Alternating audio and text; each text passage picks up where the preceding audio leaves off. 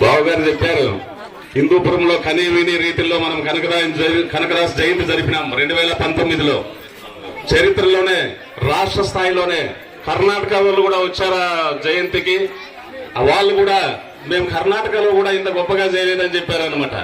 కనీవిని రీతుల్లో దాదాపు 15,000 మంది కలిశారు ఆ సభకు, ఆ ఈ జయంతి కార్యక్రమానికి.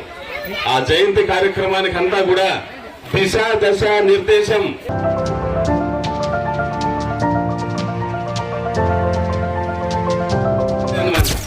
తెల్లవారుజాము 6 గంటలకు ఆఫీస్ లో వచ్చి కూర్చుంటే టిఫిన్ అక్కడే, భోజనం అక్కడే, రాత్రి భోజనం చేసుకుని ఇంటికి పోయేవాళ్ళం అనమాట.